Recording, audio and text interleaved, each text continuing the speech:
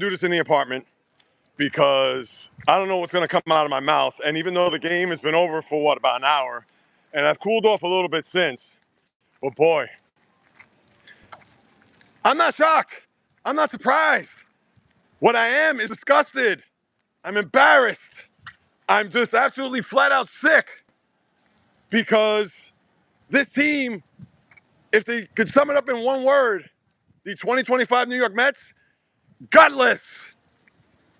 This team is a disgrace. Now, this wasn't the Tigers blowing a 15-and-a-half game lead in July, or a 12-and-a-half game lead on August 25th, or a 10-and-a-half game lead on September 1st. Because guess what? They had the parachute. The Mets didn't have a parachute. They lost to the lowly-ass Reds, who made it into the postseason after losing to the Brewers today. And that's what the Mets needed. They needed to have the Reds lose, and then in order for them to win, to get into the postseason, that would have been it. And after winning 5-0 yesterday, Bio, I've been thinking about you, my man. Oh, you know what this live stream is all about. You're going to play the Reds, and I swear, I hope both games is like 13-1. I swear. I hope, because I got news for you. Rob Manfred right now, he spit out his Sauvignon Blanc or his Bud Light or whatever it is because, listen, I'm not trying to say the Mets are God's gift to baseball, but you know, New York, LA in that first round, oh, forget about it. Now you got LA, Cincinnati. That is a disaster for baseball. Nobody's going to watch that series. Nobody's even care. Oh, I'm just disgusted, man. And again, I've been saying this, Bio, you know, you and I have been back and forth all week on this. People want to tell me, Rams just took the lead. I know they've been in a dogfight there with the Colts. Colts is showing. Listen, I'm surprised with the Colts. I got to admit, Daniel Jones, etc. Maybe they got something brewing there. Who knows? But people try to tell me, oh, remain optimistic. And you know I've tried to with every fiber of my being. But I've seen this movie before. I've told you guys. And, right, I understand what happened 2007, 2008. And, Bio, thanks for the shout-out there on YouTube after the Shea Stadium video. Well, I'm bumping into people here. It is an absolute flat-out disaster. Hey, what's up, man? Yeah, I'm over here walking my dog, and another dog's coming by. Little Frenchie. It is just an absolute disaster to root for this team. That's all there is to it. This team literally tests your patience. This team literally gives you agita. This team literally has you on the brink of doing something stupid. And I know it's the sports. This is the toy department of life. I get that. But when you invest a whole lifetime, as I put it forth in my video on Friday, I've only been watching this team since 1973. And I'm fully invested. And even then, I knew that they were going to lose today. Did I think they were going to get shut out? Did I think they were going to be heartless? Did I think they were not going to show a pulse? And listen, there's so many people to blame here. From the front office, David Stearns, and I understand. I got to temper this because right now I'm going strictly on anger and just high-powered emotion to the point where who knows what I'm going to say here. If I curse, my apologies, whatever. But you know what? The Mets are going to drive me to do that because I'm not going to drink. There's no way I'm going to do that. And oh, by the way, can I throw this in the mix too? Val, what's going on? Guess what? You and I are in the same boat, Val. The Mets and the Giants did not make the postseason this year. Did you hear? This was 45 minutes ago. So he couldn't even wait to even like jump into the shower and come out. That Pete Alonso is opting out of his next year because he signed that 2-year deal. He's opting out next year. He's going to be a free agent. You know what? I can't even blame him.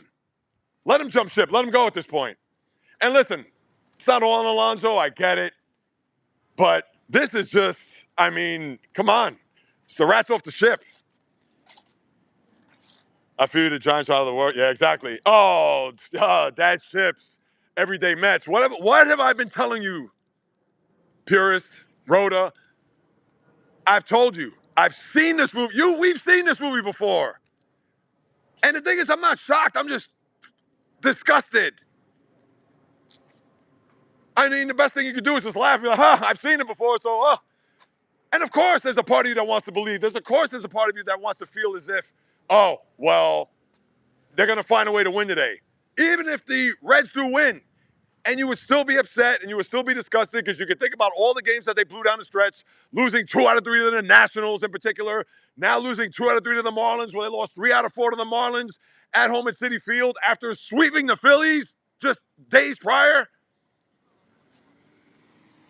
I mean, come on, you can't make it up with this baseball team. I feel for you, Jay. Thanks, Val. 49ers losing. I know, just Jacksonville of all teams. I mean, Jacksonville's had a good start. But I got news for you, purist. And I'm just gonna start from the top down because you know the assessment's coming. Gathering my thoughts here because right now I'm off the rails.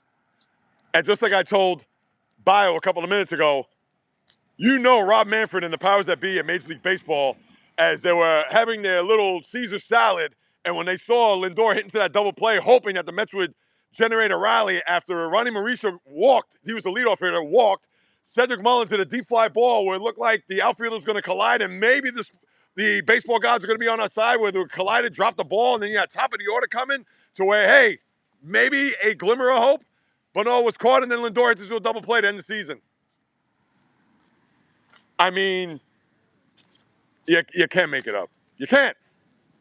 Kittle, I miss him playing. And he's not coming back for a few more weeks. Purdy throwing an interception is his first week back. Now, let's break this down. And I know we're just literally an hour out from the end of the season for the Mets. David Stearns. Well, let's go to Steve Cohen first because I am not anxious. I am at the edge of my seat to see if he's going to be Steinbrenner-esque. George, that is, not Hal. If he's going to be Steinbrenner-esque come tomorrow or tonight, posting on Twitter. Now, I don't think he's going to be anything like George. I mean, please, George was one of one when it comes to ownership. But something's got to give here. So I'm going to start with him just to see what he's going to have to say. But David Stearns, I'm sorry. Steve Cohen's going to fork over the big bucks. And the sad part is that, remember, December of next year is the end of the CBA. You think Steve Cohen, for all the money that he's worth and all the money that he has to burn, et cetera, that he's going to invest in high-quality starting pitching? And remember, there's not as if there's a ton of starting pitching that he could go out there and sign. Because David Stearns, that was an atrocity. I get it that we're going to sign Corbin Burns. I get it that we're going to sign Max Fried. And you know what? I didn't want either one of those guys. But you could have done something. You could have figured it out. You could have had more than Griffin Canning. I don't want to pin it all on him because he actually pitched pretty well, but he blew out his Achilles, so that's it for him. Frankie Montas, I could have told you that. Reason why I'm not a GM because I would have rather had Walker Buehler, but now Buehler actually has pitched pretty well for Philly. Oh, James, that's who I'm talking about right now. If you just jumped on board, that is who I'm referring to. Because, what's this? The Mets had an 8-game losing streak this month.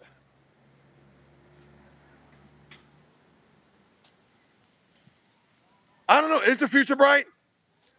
I mean, I know it is. And let's break it all down. Well, Stearns, let me tell you something. He is to blame big time for this mess. And I hate to say it, to a certain extent, Carlos Mendoza.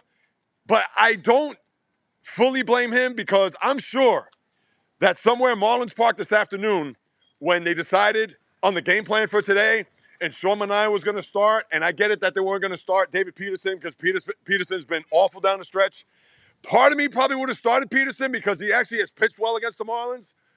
But, all right, I can see why you're pitching Manaea. But the thing is, even with Clay Holmes pitching the way he did yesterday, 6 innings, 1 hit, why are you pulling Sean Manaea after an inning and 2/3? And you're going to your bullpen, and you had to put in Edwin Diaz in a situation in the 5th inning. Are you nuts? And I understand why he did it. But again, part of this is Mendoza because he's in the dugout, not David Stearns. But you already know that they were putting this game plan together to say that, oh, well, this is how the game is going to go according to plan. Now, do I know this? No, this is just my opinion. I get that. But you already know this is baseball in 2025. Everything is the eye pad, not the eye test. And Manaea, who in that 2nd inning, what was it? He gave up a hit, struck out 2 batters, and he walked a guy. And then he got pulled when he was going up against a rookie batter who only had 10 at-bats in the regular season.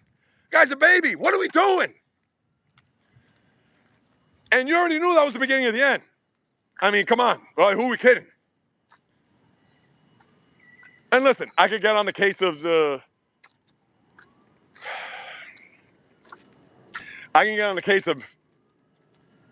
many of the players, which I will. Maybe I'll spare that more for tomorrow. Alonso, he already said he wants out. You know what? Let him walk.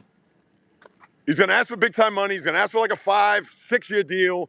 Boris is his agent. They're going to look at the numbers. They're going to look at what he's done. And it's going to be a situation where the Mets can afford him, yes, but he's going to be what, 32 next year? You're going to give him a 6-year deal? Well, you know the back end of that deal is going to be a disaster for a guy who is at best an average first baseman. And listen, he had a very good year, but I don't know what else more to say. Alonso, he couldn't even wait to get on the plane to get back to New York to say, I'm out. I'm opting out of my deal. I mean, seriously? Does he want out that bad? He couldn't wait another day? And I understand that's his right. He can do whatever the hell he can say whatever he wants. And I guess that's a great thing because he's being honest. It's not like he was sugarcoating it. But geez, the season, you literally kicked all your nuts, all your Met fans nuts all at once today. And then now it's like, oh, I'm out. Come on, man. What are we doing here? Stearns knew last year he needed. I'm sorry. Baseball, and this is the problem with the stupid analytics, because everything is about bullpen, bullpen, bullpen, that you're not going to want to spend big time money on pitching. And I understand with the epidemic of Tommy John surgery and elbows being blown out and situations like that, that it's almost next to impossible to give a 5, 6, 7 year deal worth in upwards of $200 million or more. Tarek Skubal is one guy I think about. He's a free agent after next year. But it's one of those things where I understand you proceed with caution. And the Mets, their organization, they're not going to give out big deals. 5 years for Yohan Santana many years ago when they did. And even when they re-signed Jacob deGrom before he left, it was a 5-year deal. So you know what? And it was $137 million. They're not going to pay $200-some-odd million. But Steve Cohen may have no choice. He may have no choice because you got to get length from your starters. I'm sorry. I don't care what the analytics are. I don't care what the metrics. We can talk about that till we're blue in the face, but guess what? If your guy's dealing and he's third round through the batting order, etc., I don't care. You leave him in there until he is in big time trouble. And even then, let him try to get out of it. Oh, one more time, James. I know it. Stearns knew he needed another big time starter. Needed a bat in center. Yeah. No, and that's the sad thing. He still thinks he's in Milwaukee. And even worse is that the owners should be like, we're not operating as if we're the Brewers. And now the Brewers in the playoffs. I mean, the Brewers, obviously, they were locked. But I'll spare that for the podcast tomorrow and all that because I'm going to have a baseball wild card preview. Thank God Toronto won today because if the Yankees would have won the division and had a week off, I would have been sick. I would have been even more sicker. That's all there is to it. But you can't make this up, man. You just can't. So I'm blaming him. And again, I don't have the list of free agents right now as far as pitching goes, but they need to start pitching. And I'm not expecting Jonah Tong or Nolan McLean or Brandon Sprout. They're probably going to make it next year. Maybe not Tong. McLean, definitely. I can see him being part of the rotation. But stop going into the Fred Wilpon, Jeff Wilpon handbook of, and even then, they re-signed DeGrom and also signed Yohan Santana. Not getting these has-beens. And they weren't even has-beens, the Frankie Montoses and pitchers like that.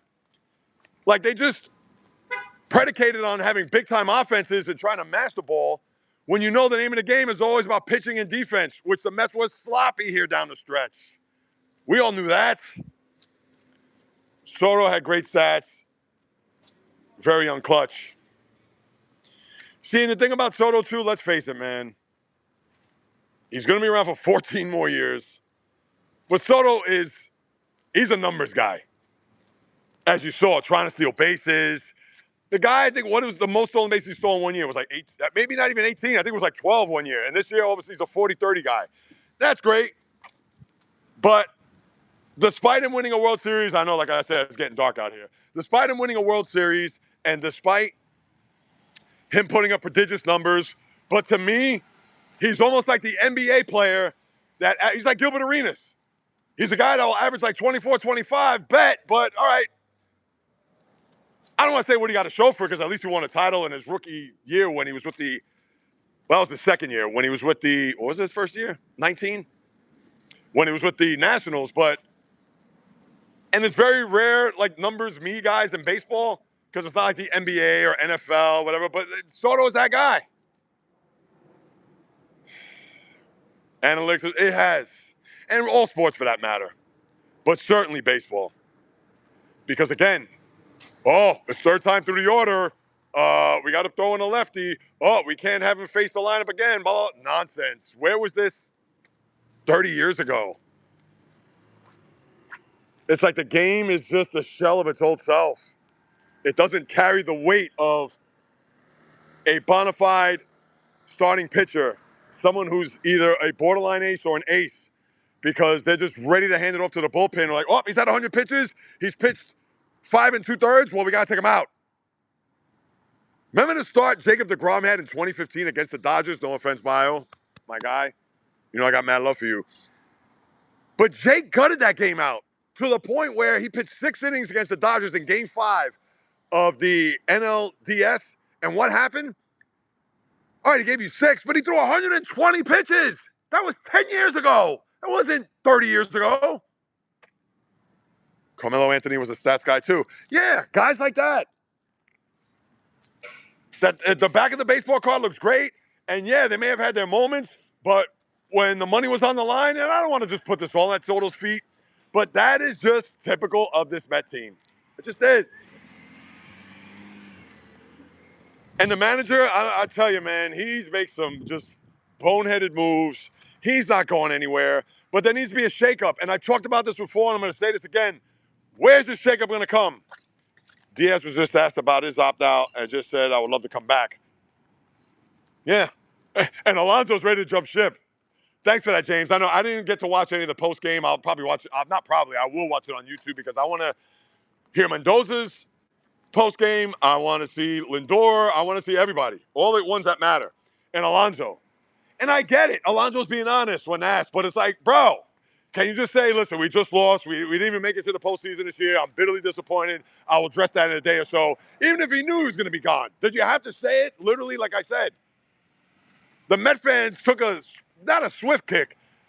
They took a sledgehammer to the nuts. And then now you're going to say I'm out?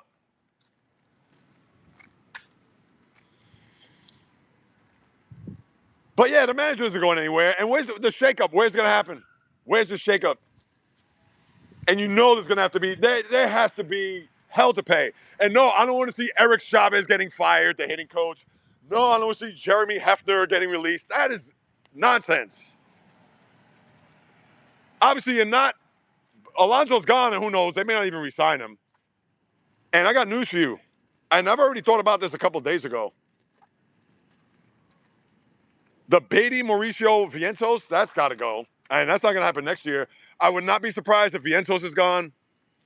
They're going to trade. Maybe you trade for a young pitcher, a package, whatever. I would keep Mauricio. McNeil has to go also. He's got one more year left on his contract. And McNeil, you keep Mauricio and keep Beatty at third. I would package McNeil. I'd package Vientos, maybe somebody else. I'd go that route. Now, or maybe in separate deals, who knows? That's not the big shakeup because think about it. Lindor's not going anywhere. Soto's not going anywhere. Nimmo, he still has 5 years left on a deal that's paying him $20 million a year. That's a guy that's not going to be on the block unless somebody wants him that much and the offer is just too much to pass on. But yeah, there needs to be a shakeup. This team can't come back the same. And I don't want to hear, oh, well, Alonso, he's going to be gone. So, no, they have to do more than that. This team needs a makeover. And the manager,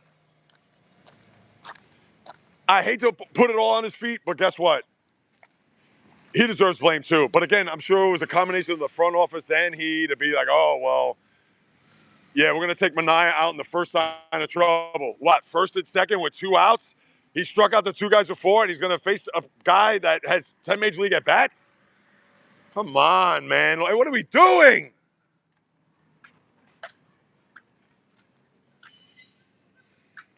All right, let me see what we got here. Checking your comments now, guys. And I appreciate you jumping on board. Goodbye to the Mets batting coach. Right, but yeah, purist / road. I mean, what is that going to do?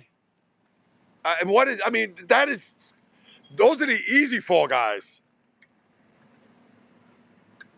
Listen, Steve Cohen really wants to do something, make a move. Bye-bye, David Stearns. That's not going to happen. I don't think so. But, I mean, and then what? You're going to fire Mendoza? All right, you could do that. But I don't want to put it all on him.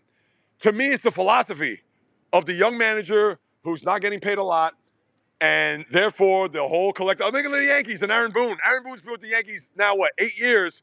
And here he is putting Nestor Cortez to pitch to, well, prior to, it was supposed to be Shohei Ohtani, but he pitches to Freddie Freeman, and what does he do? He throws a meatball, and that was the World Series, where he should have had Tim Hill in the game. So you already know that was Brian Cashman and the powers that be saying, all right, well, this is how we're going to figure the game out 4 hours prior to game 1. And what happened? It blew up on him. So that's why Mendoza does get blamed, but it's not all on him. That's why I put it all on David Stearns. Because Stearns is part of the whole makeup of this front office, trying to figure out the game and try to move the chess pieces before the game isn't even started.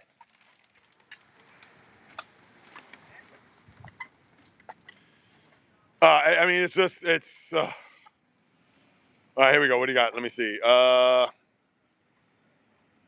right, Diaz was asked. Yeah, I saw that. Hold on. Goodbye to the Mets. All right. Mets need to go after Mark Pryor, the Dodgers, as a pitching coach.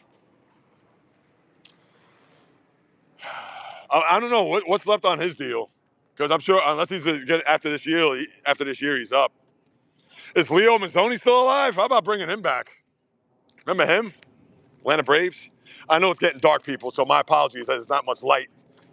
This is what happens now. It's late September, and of course, it's a beautiful day. It felt like summer today. No, what the Mets need is that they need a new rotation, and I get it that they're probably going to have McClain, and I would think either Sproat or Tong be part of that rotation. Peterson's going to be there. Mania is going to be there.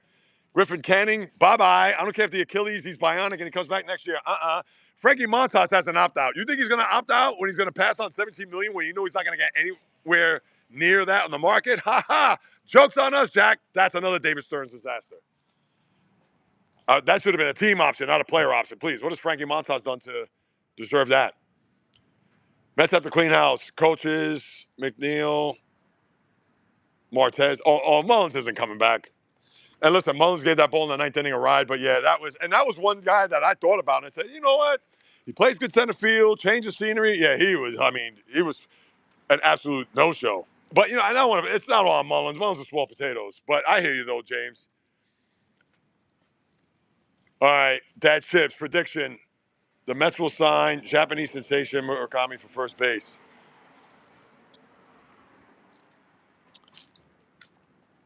All right, I like that prediction because, yeah, they're going to have to sign somebody, and I don't know what his deal is. I don't know if he's in the rookie Sasaki. I know, look at now, I'm losing light here. I don't know if he's in the rookie Sasaki where they don't have to pay if he's been a veteran in the Japanese baseball for X amount of years, and therefore they're going to have to pay him top dollar. Or it's a deal where, like, kind of Kodai Senga, where, yeah, he's young enough where they're just going to give him whatever it is that they can give him, and that's that. Senga's another one. Oh, my God. How could I forget about that? Where have you gone, my man? All right, but I like that prediction. Give Mendoza one more year. He has to do better. I agree. I'll give him another year. I'm not opposed to that. Because what are you going to do? Bring in another young rookie, never managed before in baseball as his first time?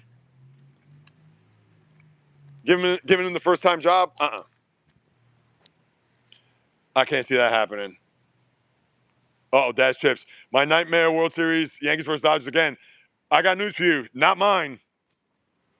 Let the Dodgers win again. I do not care. That could be the 98-6 Braves with John Rocker, or 99 Braves. And I hated the Braves. This goes to show you how much I hate the Yankees.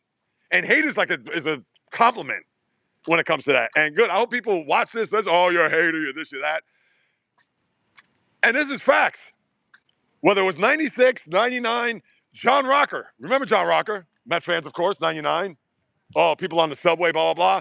I didn't care. 99, Braves, Yankees. Who was I rooting for in the World Series? Root for the Braves. I'll never root for the Yankees. Never. 2001, after 9/11, Diamondbacks. Oh, wow. Young Kim, Tino Martinez, Scott Brosius, Mr. November, Derek Jeter. Yankees go up 3-2 out to the desert. Mariano mowed him down in the 8th innings. 1-2-3, bottom of the 9th. Tony Womack, the double after Mariano threw the ball in the center field. You thought I shed a tear that the Yankees lost that year? Hell flippin' no. I will never, ever root for the Yankees. So let it be Dodgers Yankees again. I'm sorry, baseball purists. You're a Met fan, you know. And I hope, oh God, do I hope, come Tuesday night, Garrett Crochet throws 7 innings, 12 strikeouts, 1 run, 3 hits, and it's a 5-1 game. And then guess what? The Yankee season is going to be on the shoulder of Carlos Rodon in Game 2. Oh my God, do I hope. It's time for that in my blood right now. Oh.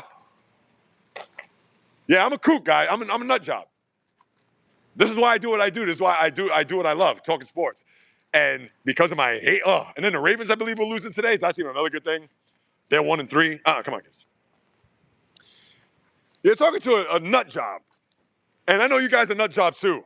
Bio, James, Purist, Val, I know you're on here. I know Brent and Cole, they're not here too. And let me see if I'm missing anybody else. Yeah, this is what happens.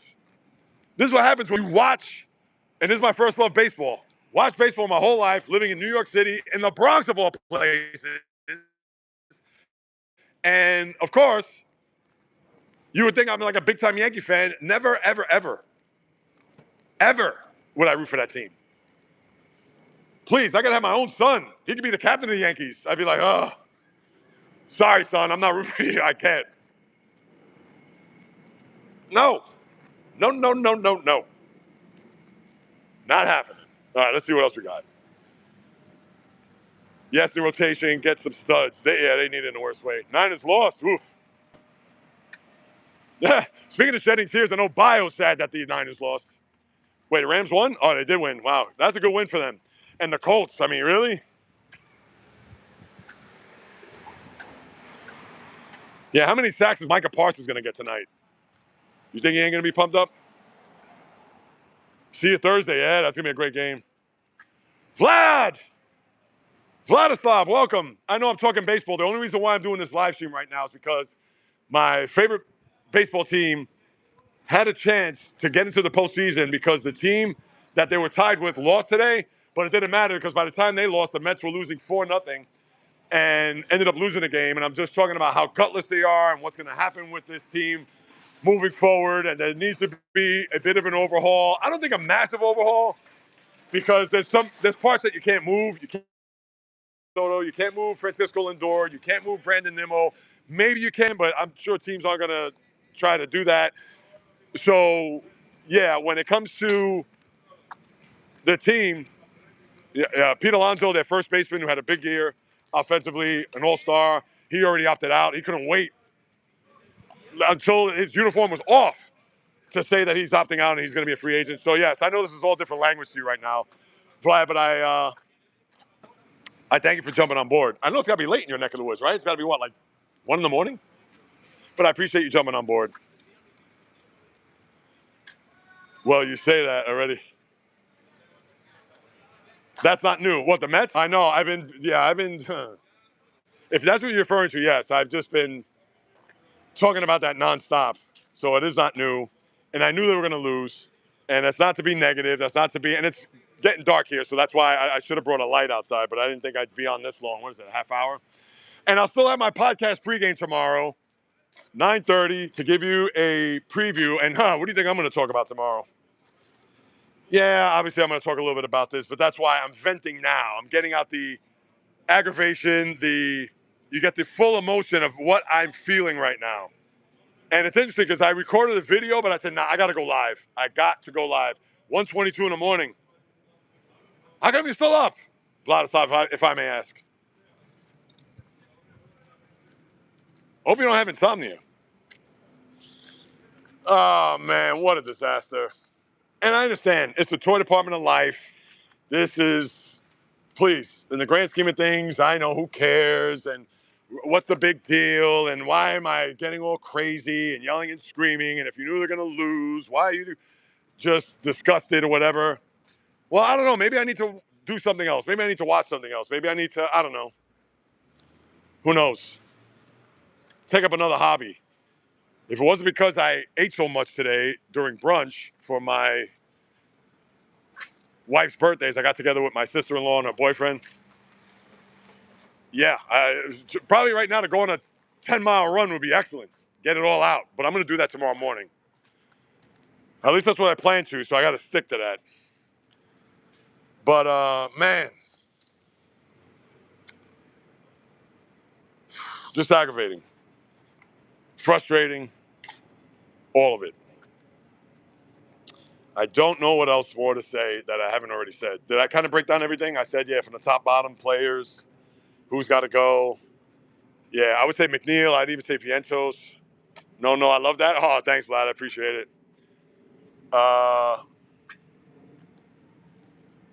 Yeah, and if I think even further about the team and who they would think about maybe letting go, leave it. Listen, I wouldn't trade any of the young pitchers unless I'm getting a stud back. And even then, look at what the Red Sox did last year when they traded for Garrett Crochet. Listen, if the Mets were getting Paul Skeens, oh, then Jonah Tong, Brandon Sproat, goodbye. I keep McLean, though. But that's it. I wouldn't give up the young pitcher. You can't give up young pitching. And especially young and inexpensive pitching, because we know starting pitching is a premium. Or at least so it was in Major League Baseball, because right now you'd rather have guys that throw 100 that come out of the bullpen, but we all know. And this is what I don't understand about the stupid analytics and the philosophy. So you mean to tell me that because you don't want starting pitchers to go third time around the lineup, so therefore you want to bring out fireballers from the bullpen, but because they're only going to go 5 innings, maybe 6, that you're going to have to ask on most nights 9 outs from your 3 relievers, but the majority of the nights is going to be 12 outs. So you know you're going to overtax your bullpen, which we all know Mendoza did, and therefore you get the result of what you get instead of trying to get. I understand you can't get 4 number 1 studs, but come on, like what are we doing? And I wish that there was a team in baseball. I don't know who it is, but I wish there was a team in baseball. Maybe it's the Guardians. But we know the Guardians ain't that good either, even though they made it to the postseason, won a division, etc. But maybe, just maybe, that there's a team that's similar to the 85 Cardinals. Now, of course, the 85 Cardinals won nothing, even though you got to thank Don Denkinger. And I may have a video about Don Denkinger later in October, so keep that in mind, people. Keep that in mind. For those who know or lived that. But unless you have a team like the 85 Cardinals that are going to come out and they're going to swipe bases and maybe not have a lot of power, because remember, the only power that they had in that lineup was Jack Clark. Although Willie McGee hit home runs and he was the MVP of the league that year. But, yeah, baseball needs a team like that to upend the whole, it's got to be home run, walk, or strikeout. Or it's got to be all about launch angle, exit velocity, all that. Because to me, that is nonsense. I could care less. They don't even think about batting average. Like, batting average isn't even important with analytics. I mean, what? So you'd rather have a guy like Kyle Schwarber, who I know is a monster, and how could you not like him? But you'd rather have a guy bat 240 as opposed to someone that's going to bat 310? I mean, you can't make it up. And listen, people can say, well, JAYREELZ, like, you haven't been in the front office. You don't know what that's like, blah, blah, blah. I get that, but I've only watched baseball 50-some-odd years. I mean, come on. Who are we fooling? All right, let me get to a few more of these comments, and then I'll say goodnight, because I could just be on here forever just babbling away. All right, James, I feel the same. Jay, I'm tired of the same old, same old. Come on, Uncle Steve, do something. I feel you, man, 100%. Just love your club like me and hate others. Yes, but and it's sports hate. Of course, Yankees, ugh, disgusting. Soon starting pitching will be 2 innings that have 20 relievers. Yes, James, that's coming. As it is, the Tampa Bay Rays were the one that tried to master that with the opener and all that, which is brutal. But yeah, you're right. Keep McClain, keep Tong. I agree, 100%. Steelers won in Dublin. Yes, they did, Vlad. And even Mike Tomlin. I don't know if you guys watched that game or even cared, but now that I'm really on the soapbox, Tomlin went for it on 4th and goal at like the 4-yard line, and he ran it with Kenneth Gainwell got stopped, and they were up 24-14. And then what happened? They went the other way, scored a touchdown.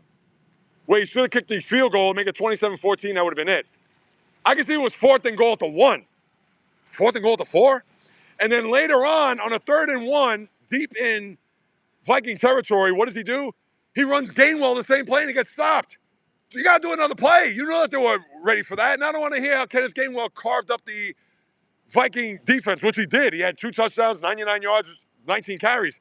But why are you going back to the well again?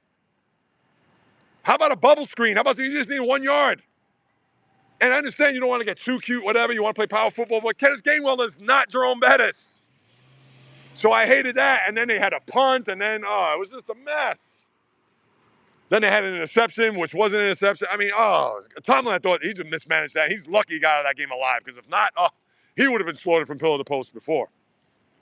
Crazy game, yes. Oh, it was. And they were up 24-6 with about, 11 minutes to go? They had no business making it. I mean, you see the final score and you see 24-21, that game, the score didn't indicate how close that game was, because it was not. Tomlin was the one that screwed that up.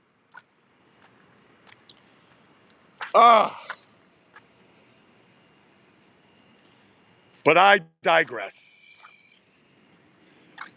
All right, guys. Tomorrow, 9:30, podcast pregame. You'll see me. Yeah, I'm losing light again. Yeah, let me just stand right here before I say goodbye.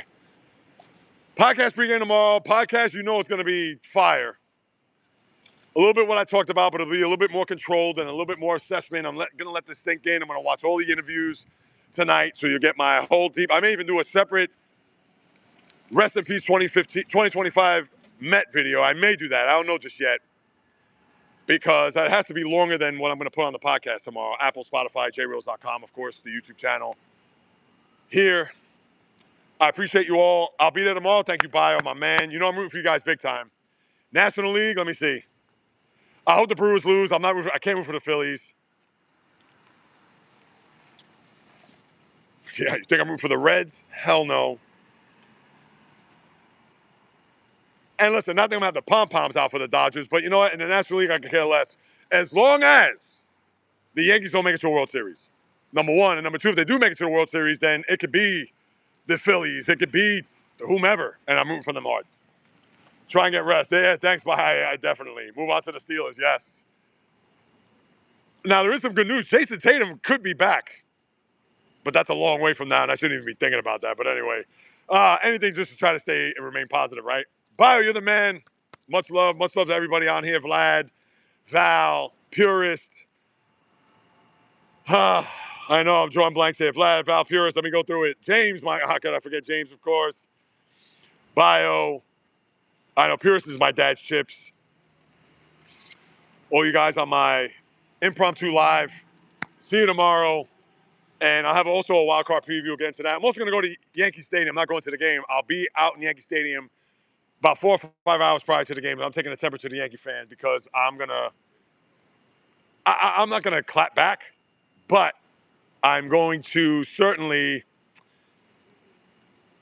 I don't want to say debate, but yeah, I'm going to have just a healthy discussion with these Yankee fans, because I'm sure they're flying high.